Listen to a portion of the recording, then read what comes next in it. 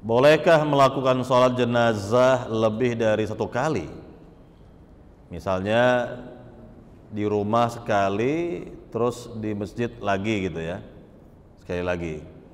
Ini tidak perlu seperti ini dilakukan, karena kalau sudah ya menyolatkan jenazah sekali ya sudah cukup, ya tidak berulang kali, tidak dilakukan berulang kali, cukup sekali saja dan berikan kepada yang lain untuk menyolatkan. Dan untuk jenazah itu silakan disolatkan di rumah juga boleh, karena Nabi yang mulia SAW ya memang dikubur di rumah Aisyah, dan sebelumnya disolatkan oleh para sahabat secara bergelombang. Kenapa? Karena rumah Aisyah itu kecil ya, dan jenazah Nabi tidak boleh dibawa keluar karena akan dimakamkan di rumah Aisyah tersebut. Nah, inilah berkaitan dengan jenazah Nabi yang ya diurus jenazahnya itu oleh keluarga terdekat, oleh Ali bin Abi Thalib, oleh Abbas ya, dan juga yang lain yang terdekat ya, sampai ya ini dari mulai asar ya sampai akhirnya dikubur itu malamnya itu, malam Rabu atau Selasa malam Rabu lah begitu.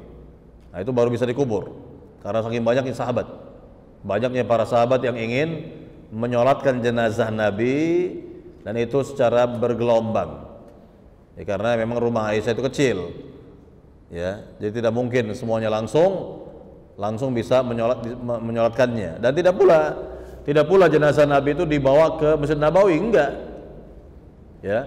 Padahal kalau dibawa ke Masjid Nabawi kan lebih luas, itu masjid lebih luas, jauh lebih luas dari rumah Aisyah. Tapi tidak seperti itu, tidak seperti itu ya. Ini mungkin dikhawatirkan ya, ya ini sebagian orang menganggap oh harus di masjid, ya nggak mesti ya, nggak mesti juga harus di masjid disolatkan.